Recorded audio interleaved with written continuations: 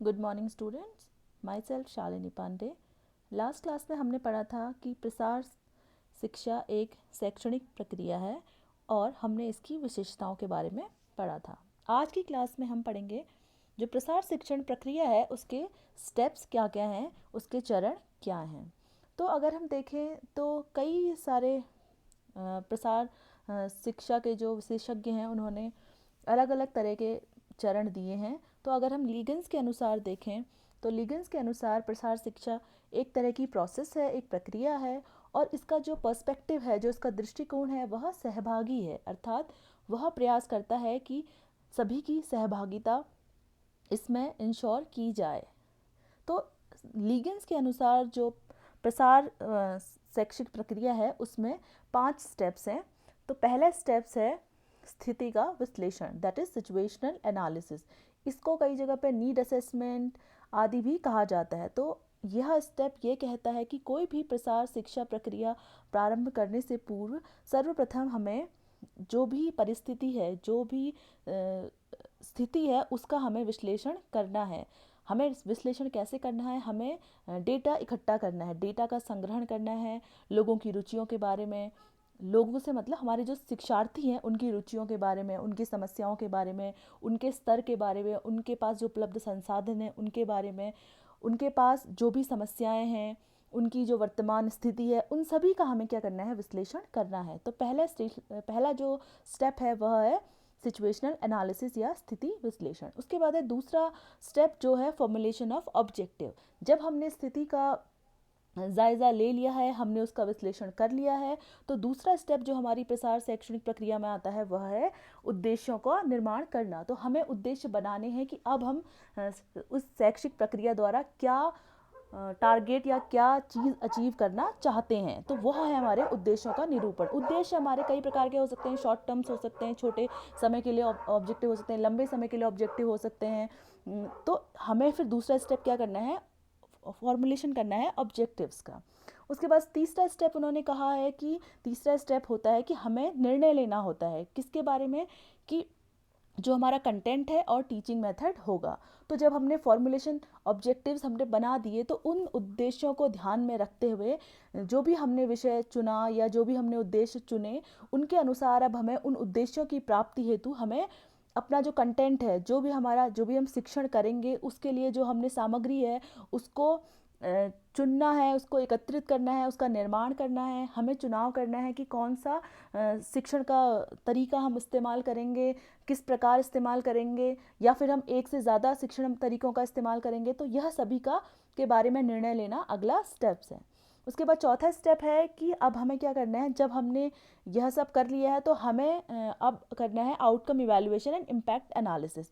अब हमें करना है जो भी हमारे शिक्षण प्रक्रिया के जो परिणाम रहे, जो उससे हमें रिजल्ट्स प्राप्त हुए, उनका हमें मूल्यांकन करना है। मूल्यांकन के द्वारा हम पता करते हैं कि हमारी जो शैक्षणिक प्रक्रिया थी या शैक्षिक प्रक्रिया थी वह अपने उद्देश्यों को प्राप्त करने में कितनी सफल रही। और इसके साथ ही हम उसके इम्पैक्ट का भी असेसमेंट करते हैं कि जो भी हमने शिक्षण किया उसका जो प्रभाव पड़ा वो कैसा रहा, वह सकारात्मक रहा, नकारात्मक रहा, कितना सकारात्मक रहा, कितना नकारात्मक रहा, या न्यूट्रल रहा। तो इन सभी के प्रभाव का जो हमारा टीचिंग था उसका हम अध्ययन इसके अंतर्गत करते हैं। उसके बाद जो लास्ट स्टेप हमारा आता है पांचवा, वह है कि feedback and formulation of corrective action. अब हम क्या करते हैं? प्रतिक्रिया लेते हैं किससे? हमारे शिक्षार्थियों से जो प्रसार शैक्षिक प्रक्रिया में हमारे शिक्षार्थी थे उनसे उनका फीडबैक, उनकी प्रतिक्रिया ली जाती है कि किस हद तक जो हमारा शैक्षणिक प्रक्रिया थी वह उनकी नज़रों में सक्सेसफुल थी, या उन्हें उसमें प्रतिभाग करके अच्छा लगा, उनको कुछ ज्ञानवर्धन हुआ, उनको कुछ प्राप्त हुआ, या फिर जो भी सकारात्मक और नकारात्मक प्रक्रिया उनकी थी उनके बारे में हम उनसे फीडबैक लेते हैं। इसके साथ ही फीडबैक हमारे लिए इसलिए ज़रूरी होता है कि ताकि अगर हम आगे जो भी शैक्षणिक गतिविधि प्लान करें उसमें हम ताकि सुधार कर सकें। तो जो हमारी प्रतिक्रिया है वह हमें मदद करती है आगे के प्रोग्राम को, आगे की शैक्षणिक गतिविधियों में सुधार करने हेतु। तो यह थे लीगन्स के अनुसार बताए गए प्रसार शिक्षा के 5 स्टेप।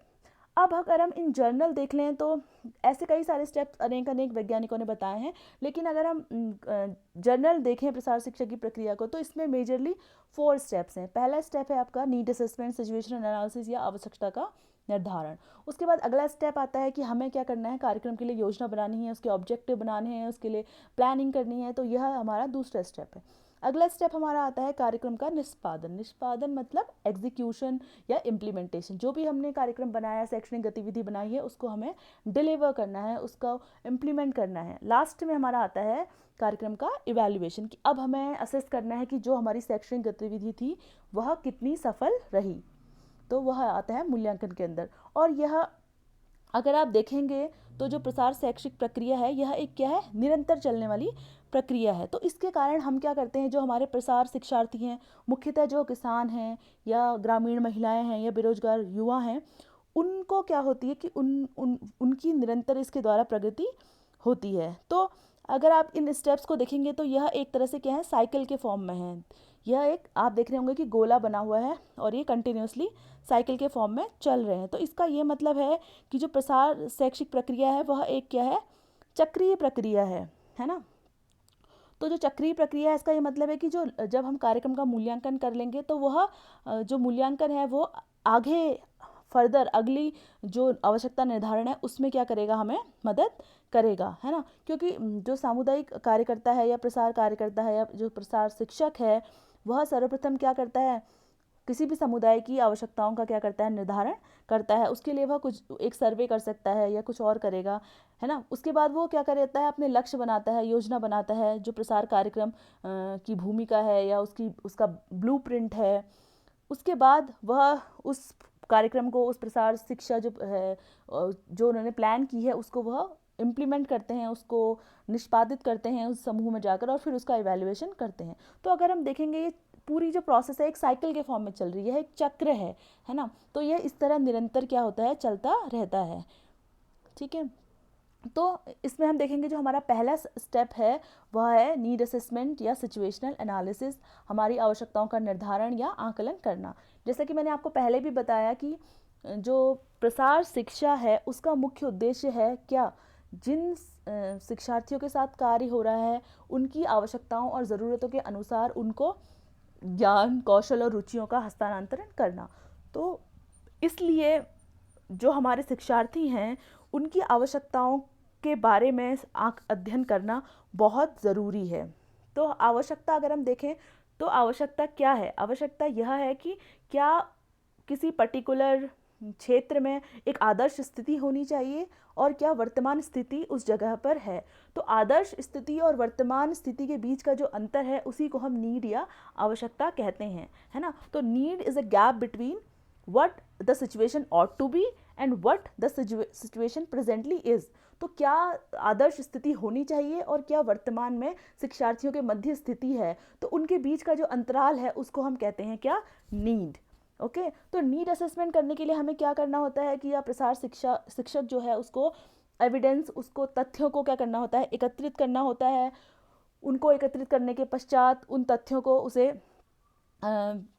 एनालाइज करना होता है, देखना होता है, ब्रेनस्टॉर्मिंग सेशंस करवाने होते हैं और हमें उन्हें आइडेंटिफाई करना होता है कि रूट कॉज क्या है उस समस्या का या उस प्रॉब्लम का, है ना। और फिर हमें फाइंड आउट करना होता है कि अच्छा कैसे इस तरह सिचुएशंस को इम्प्रूव किया जाएगा। तो नीड असेसमेंट के लिए जो भी प्रसार शिक्षक है वह उस समुदाय के शिक्षार्थियों से बातें करता है, उनसे डिस्कशन करता है, उनके साथ सेशन करता है, ग्रुप एक्टिविटीज़ करता है और उनसे पता लगाता है कि उनका वर्तमान जो स्थिति है वह किस प्रकार की है, ताकि वह लोगों से कांटेक्ट करता है, संपर्क करता है और जानता है कि अभी जो प्रेजेंट उनकी ज्ञान और कौशल की स्थिति है वो किस प्रकार है, किन समस्याओं का वो सामना कर रहे हैं, क्या उनकी वर्तमान जो उनका सोशल स्ट्रक्चर है, उनकी समुदाय का जो पैटर्न है, रिसोर्सेज हैं, वहाँ क्या क्या सुविधाएं उपलब्ध हैं, उनके बारे में वो विस्तार से अध्ययन करता है।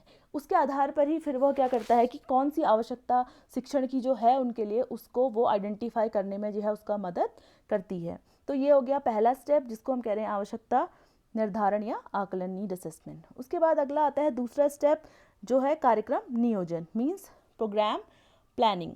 तो प्रोग्राम प्लानिंग क्या है कि जब हमने आवश्यकताएं आइडेंटिफाई कर ली, नीड सिचुएशन का एनालिसिस कर लिया, तो अब हम जो आवश्यकताएं प्राप्त हुई हैं, जो आवश्यकताएं निकल के आई हैं, उनको सेटिस्फाई करने के लिए, उनके समाधान करने के लिए या उनको डील करने के लिए कार्यक्रम की जो प्लानिंग है वह उसके अनुसार करेंगे। तो कार्यक्रम प्लानिंग में या कार्यक्रम नियोजन के अंतर्गत जो हमारा प्रसार शिक्षक है वह क्या करता है, एक तरह की कार्यक्रम की योजना या रूपरेखा बनाता है, means a blueprint of the program, blueprint of the teaching activity, blueprint of the extension activity. तो वह उसका एक खाका तैयार करता है।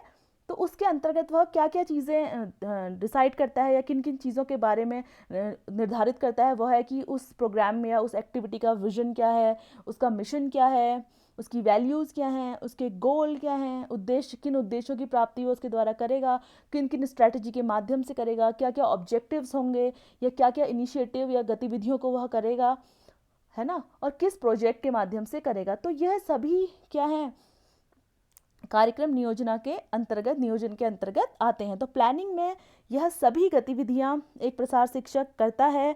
उसको यह देखना होता है कि जो कार्यक्रम है उसके उद्देश्य क्या होंगे, है ना, उन उद्देश्यों को किस प्रकार प्राप्त किया जाएगा। जो 5 W's and 1 H है, what, why, when, where, why and how, क्या करना है, कैसे करना है, कब करना है, किसके साथ करना है ना, और क्यों करना है। तो इन सभी प्रश्नों का उत्तर हमें कौन देता है, जो हमारी प्लानिंग प्रोसेस है वह हमें देती है ना। तो उसके लिए वो क्या करता है, यथार्थवादी उद्देश्य बनाता है, ऐसे उद्देश्य जिनकी प्राप्ति की जा सके, क्योंकि एक समुदाय की या शिक्षार्थियों की जो आवश्यकताएं हैं या जो ज़रूरतें हैं वो कई सारी हो सकती हैं, लेकिन सभी ज़रूरतों, सभी आवश्यकताओं को एक शिक्षण गतिविधि से या एक कार्यक्रम द्वारा पूरा नहीं किया जा सकता। इसलिए जो प्रसार शिक्षक है उसको यह निर्धारित करना होता है, उसको ये योजना बनानी होती है, उसको ऐसे उद्देश्य सेट करने होते हैं कि जिन उद्देश्यों की प्राप्ति उस कार्यक्रम द्वारा किया जाएगा। तो उसके लिए, इसीलिए हर कार्यक्रम के उद्देश्य जो होते हैं वो काफ़ी विशिष्ट होते हैं, स्पेसिफिक होते हैं और क्लियरली मेंशन होते हैं, स्पष्ट रूप से बनाए जाते हैं, ताकि जब उन उद्देश्यों की प्राप्ति हो तो हमें सेटिस्फेक्शन प्राप्त हो, हमें लगे कि हमारा जो कार्यक्रम है उसको सफलता प्राप्त हो। तो वह उद्देश्य क्या होते हैं, होने चाहिए, रियलिस्टिक होने चाहिए, है ना। तो जो भी ऑब्जेक्टिव यहाँ पर बनाए जाते हैं वह व्यक्तियों के या शिक्षार्थियों के ज्ञान में परिवर्तन लाने के लिए या उनके व्यवहार में परिवर्तन लाने के लिए या उनको कोई नया कौशल विकसित करने की दिशा में बनाए जाते हैं। तो यह हो गया हमारा दूसरा स्टेप, जिसको हम कह रहे हैं कार्यक्रम नियोजन, जहाँ पर जो प्रसार शिक्षक है वह 5 W's and 1 H का आंसर कर रहा है, वह ऐसे उद्देश्य बना रहा है जो प्राप्त किए जा सकें और जो व्यवहारिक हैं और जो शिक्षार्थियों के ज्ञान, व्यवहार और कौशल में परिवर्तन चाहते हैं उनसे संबंधित हैं। तो यह हो गया दूसरा स्टेप, कार्यक्रम नियोजन। उसके बाद अगला स्टेप आता है तीसरा, जिसको हम कह रहे हैं कार्यक्रम का निष्पादन। यह है कि इम्प्लीमेंटेशन ऑफ द कार्यक्रम, implementation of the extension teaching activity. तो कोई भी जो प्लानिंग है उसको हम तभी सक्सेसफुल मानेंगे, या कोई भी टीचिंग एक्टिविटी है वह तभी हम सक्सेसफुल मानेंगे जब हम उसको इम्प्लीमेंट कर पाएंगे उस तरीके से जिस तरीके से हमने उसको प्लान किया था। तो जो प्लानिंग है वह क्या है, एक इम्पॉर्टेंट स्टेप है, और ये क्या है, इसके अंतर्गत क्या करना है, ये इस जो हमने योजना बनाई है उसको हम क्या कर रहे हैं, लागू कर रहे हैं। तो जो भी प्रसार शिक्षण गतिविधि में हम शिक्षित करने के लिए, सिखाने के लिए जो प्रसार कार्य करता है उसको बहुत सारी गतिविधियों का उसमें का उपयोग करना पड़ता है, कई सारे संसाधन उससे चाहिए होते हैं, है ना, कई सारी टीचिंग विधियां हैं या प्रसार शिक्षण जो तरीके हैं उनका उपयोग वो इसके लिए करता है। तो जो कार्यक्रम निष्पादन की जो स्टेज है, एक्सटेंशन टीचिंग एक्टिविटी को जब हम इम्प्लीमेंट कर रहे हैं तो उसके अंदर मुख्य रूप से 3 प्रोसेसेस इंपॉर्टेंट हैं, जिसमें पहली है कि शिक्षण इज टीचिंग, दूसरी है सीखना, लर्निंग किसके लिए है, शिक्षार्थियों के लिए, और तीसरा है कि जो टीचिंग लर्निंग सिचुएशन है, जो शिक्षण और अधिगम की जो स्थिति है वह सिचुएशन है, इन तीनों से मिलकर जो है हमारा कार्यक्रम क्या होता है, इम्प्लीमेंट किया जाता है ना। अब हम इन तीनों स्टेप, ये तीनों ही जो प्रक्रियाएं हैं ये कार्यक्रम निष्पादन का हिस्सा हैं। तो इसके बारे में हम डिटेल से अब एक एक करके थोड़ा सा पढ़ लेते हैं। तो जो शिक्षण है, शिक्षण क्या है, जो शिक्षण की जो प्रक्रिया है, कहाँ पर, प्रसार शिक्षा के अनुसार उसमें क्या है, जो प्रसार कार्यकर्ता है वह क्या है, एक तरह का शिक्षक है। तो वही क्या करता है, शिक्षण का कार्य करता है। वो जब वो शिक्षण का कार्य करता है तो वह एक उसके द्वारा किया गया एक योजनाबद्ध और जानबूझकर किया जाने वाला, किसी उद्देश्यों की प्राप्ति के लिए किया जाने वाला कार्य है। तो जो प्रसार कार्य करता है या प्रसार शिक्षक है वो किसानों को, महिलाओं को और ग्रामीण युवाओं को प्रशिक्षण प्रदान करने के लिए या वैज्ञानिक तरीके से चीज़ों को सीखने के लिए प्रेरित करता है। वह चाहता है कि जो शिक्षार्थी हैं उनके व्यवहार में सकारात्मक परिवर्तन आए। लेकिन अब लोगों के व्यवहार में अगर सकारात्मक परिवर्तन लाने हैं प्रसार शिक्षक को शिक्षण प्रक्रिया के द्वारा, तो उसको क्या करना पड़ता है? उन परिवर्तनों को लाने के लिए उन स्थितियों को ढंग से अध्ययन करना पड़ता है, उन गतिविधियों की योजना बनानी पड़ती है, उनकी व्यवस्था करनी पड़ती है, जिससे कि जो शिक्षार्थी हैं उनको नई चीज़ या नया ज्ञान अर्जित हो सके, है ना।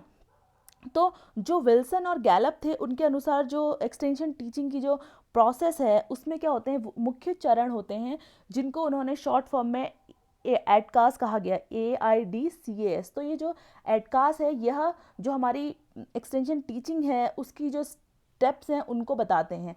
तो जो प्रसार शिक्षक होता है उसका पहला जो स्टेप होता है या पहला जो उसका चरण है वो ये है कि उसे सबसे पहले क्या करना है, शिक्षार्थियों का क्या करना है, ध्यान आकर्षित करना है, उसे अटेंशन गेन करना है किनका, जो उसके शिक्षक हैं। क्योंकि जो अधिकांश जो ग्रामीण हैं या कृषक हैं उनको क्या है कि जो भी नए अनुसंधान या नई तकनीक आ रही होती है उनसे अधिकतर वह क्या रहते हैं, अनजान रहते हैं। तो वो उनका उपयोग अपने जीवन में, अपने कृषि को लाभकारी बनाने के लिए इसका उपयोग नहीं कर पाते हैं। तो एक शिक्षक के रूप में जो प्रसार कार्यकर्ता होता है उसका पहला कर्तव्य यही है कि वह जो नई ज्ञान, नई तकनीकी जो भी वैज्ञानिकों ने सृजित की है उसका ध्यान सबसे पहले उनकी तरफ, उन शिक्षार्थियों का ध्यान, उन किसानों का ध्यान, उन युवाओं का ध्यान उसकी तरफ आकर्षित करे। तो यह हो गया पहला स्टेप।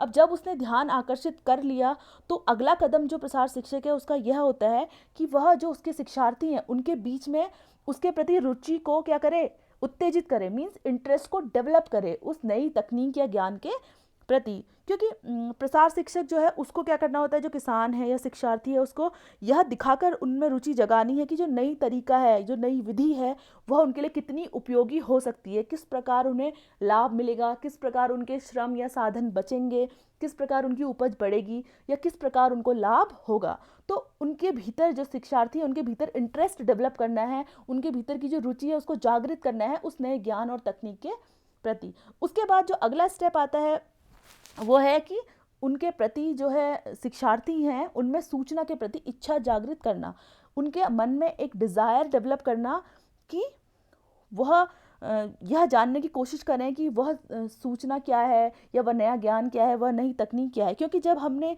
किसी नई विधि के बारे में उनका ध्यान आकर्षित कर लिया, उनके भीतर रुचि जगी है, तो अब क्या करेंगे, वो प्रयास करेंगे कि उनके भीतर एक ऐसी इच्छा पैदा हो कि वो उस तकनीक या नए ज्ञान के बारे में सब कुछ जानना चाहिए। वो जानना चाहें कि वो तकनीक कैसी है या वो तकनीक कैसे खोज हुई, उसका उपयोग कैसे किया जाता है, वो पुरानी विधि से किस प्रकार अलग है ना, उसको उपयोग करने के लिए कैसे उनको कहाँ से सहायता मिलेगी और कैसे वह उनके लिए उपयोगी हो सकती है। तो इस स्टेज में जो प्रसार शिक्षक है उसको विभिन्न तरीकों का उपयोग करके यह जो भी सूचना उस तकनीक या नए ज्ञान से संबंधित है उस सभी की जानकारी उस शिक्षार्थी को प्रदान करनी है। तो जब एक जो शिक्षार्थी है उसको जब डिज़ायर डेवलप होगी तो फिर अगला जो स्टेप है वो यह है कि अब उसके भीतर जो शिक्षार्थी है उसके भीतर एक कन्विक्शन, एक दृढ़ विश्वास पैदा करना कि उसको इंटरेस्ट, मतलब उसको क्या करना चाहिए, अब मतलब एक्शन लेना चाहिए।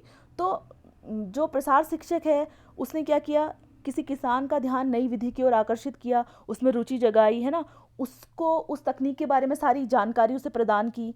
तो अब क्या होगा, अब किसान इन सभी दी गई सूचनाओं के माध्यम से क्या हो जाता है, इंश्योर हो जाता है, आश्वस्त हो जाता है कि जो नया विधि है उससे उसको लाभ मिलेगा, उससे उसको फ़ायदा मिलेगा, उससे उसको संतुष्टि मिलेगी, उससे उसे कुछ फ़ायदा होगा। तो अब क्या होगा, उस किसान के भीतर या उस शिक्षार्थी के भीतर उस नई तकनीक को अपनाने के लिए एक दृढ़ विश्वास पैदा होगा। तो उसे लगेगा कि नहीं, अब उसे लगेगा कि हम उसे इस नई तकनीक को अपनाना है। अब वो इंश्योर हो जाता है, वो निश्चिंत हो जाता है कि इस तकनीक को अपनाने से उसको कुछ ना कुछ फ़ायदा अवश्य होगा। जब वह कन्विंस हो जाता है तो अगला स्टेप होता है कि जो शिक्षार्थी है या जो भी वो किसान है उसके द्वारा एक्शन को प्रमोट करना, उसके द्वारा कार्यवाही करना, कार्यवाही को सुनिश्चित करना, है ना। क्योंकि जो एक्सटेंशन टीचिंग है वो तब तक फेल है, तब तक उसे सक्सेसफुल नहीं माना जाएगा जब तक जो भी उसके शिक्षार्थी हैं वो नए ज्ञान और तकनीकी के प्रति एक्शन ना लें, है ना। तो हमारा शिक्षण तब तक निरर्थक है जब तक उसे हम एक्शन में परिवर्तित नहीं करते हैं। तो इस चरण में जो हमारा प्रसार शिक्षक है वह क्या करता है, जो उसके द्वारा किसान है या शिक्षार्थी के द्वारा एक्शन लेने को आसान बनाने के लिए हर संभव वो क्या करता है, प्रयास करता है। वह सुनिश्चित करता है कि किसान या शिक्षार्थी उस नई तकनीक को अपना ले।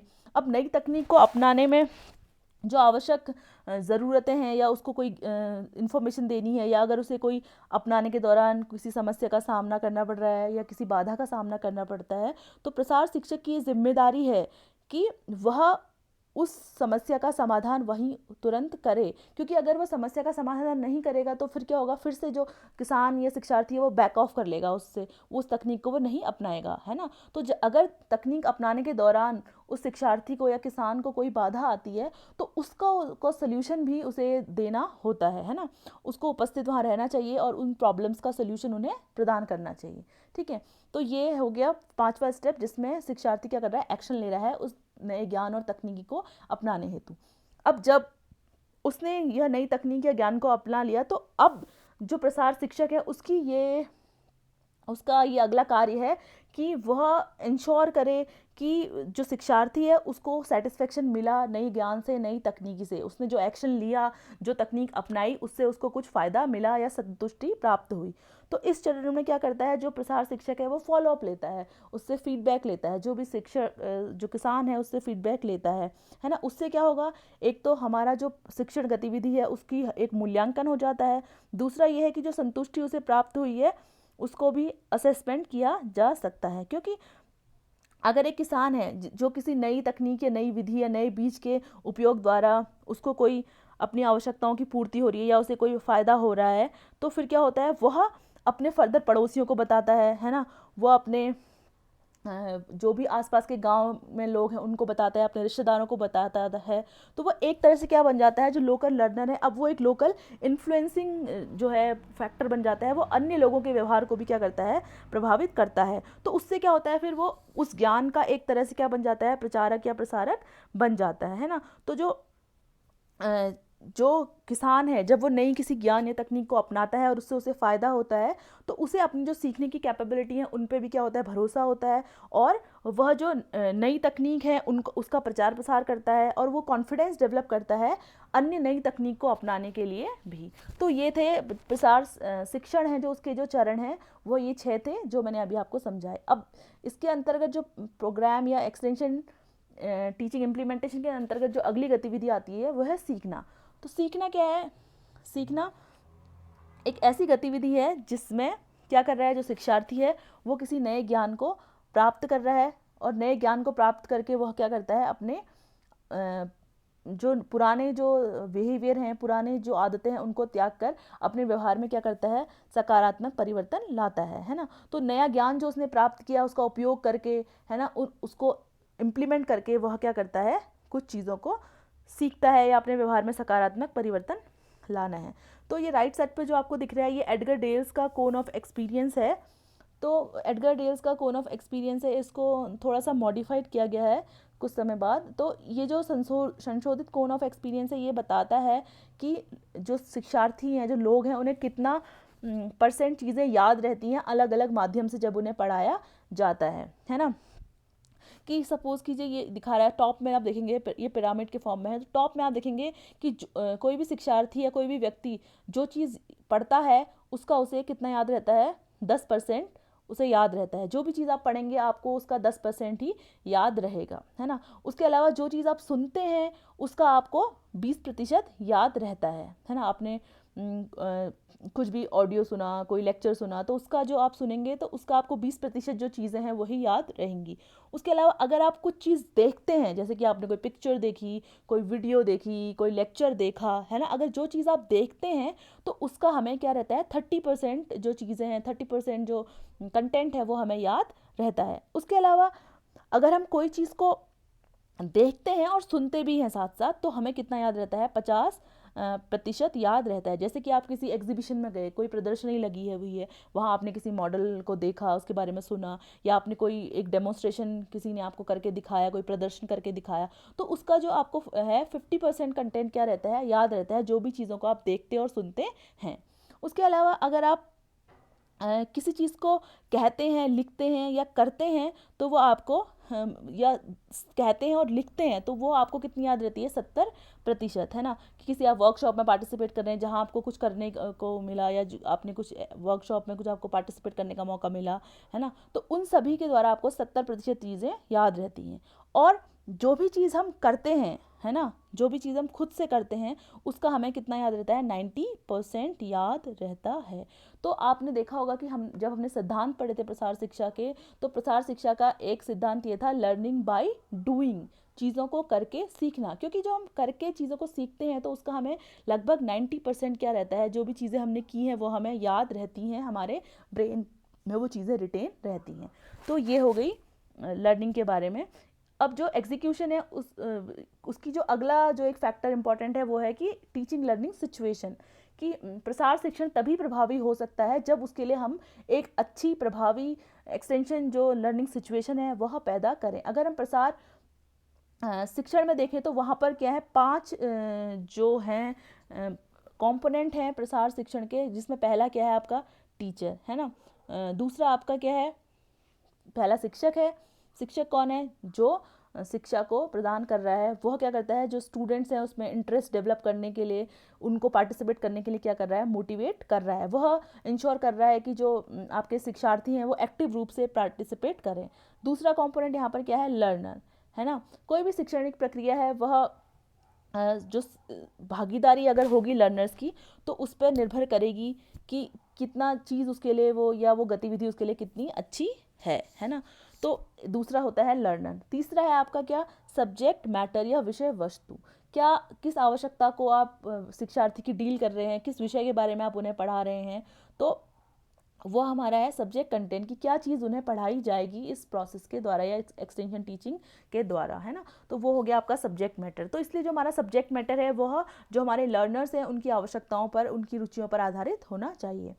अगला है हमारा टीचिंग मेथड। टीचिंग मेथड मतलब क्या है, पढ़ाने का तरीका, है ना। जो विषय वस्तु हमने चुनी है, उसको पढ़ाने का जो हमें तरीका है, उसके लिए जो हम सहायक सामग्री, ऑडियो विजुअल एड इस्तेमाल करेंगे, जैसे हमने चार्ट इस्तेमाल किया, कोई पोस्टर इस्तेमाल किया, कोई स्टोरी के माध्यम से उन्हें समझाया, कोई उदाहरण देके समझाया, तो ये सब क्या है, हमारे टीचिंग मेथड है। कोई डेमोन्स्ट्रेशन करके दिखाया, कोई एग्जीबिशन दिखाई, तो ये सब क्या है, टीचिंग मेथड्स हैं। उसके अलावा अगला जो हमारा एलिमेंट होता है इफेक्टिव टीचिंग लर्निंग का, वो है फिजिकल फैसिलिटी। मीन्स जिस जगह पर हम उन शिक्षार्थियों को पढ़ा रहे हैं, वो जो वहाँ पर जो उपलब्ध फैसिलिटीज़ हैं, जो बेसिक फैसिलिटीज़ हैं, वो जो इन्वायरमेंट है वो कंफर्टेबल होना चाहिए, वो कंड्यूसिव होना चाहिए, वहाँ प्रॉपर एयर, लाइट, इन सब की फैसिलिटी होनी चाहिए। तो वो हमारी हो गई फिजिकल फैसिलिटीज़। तो अगर हम देखेंगे प्रसार शिक्षण की जो टीचिंग लर्निंग जो सिचुएशन है, उसका जो केंद्र है वो कौन है, लर्नर है। लर्नर मीन्स जो हमारा शिक्षार्थी है वह इसके केंद्र में है। तो शिक्षार्थी के आधार पर ही हमारा जो टीचर है वो अपना सब्जेक्ट मैटर, अपनी टीचिंग मैथड्स, अपनी फिजिकल फैसिलिटी, इन सब की व्यवस्था करता है।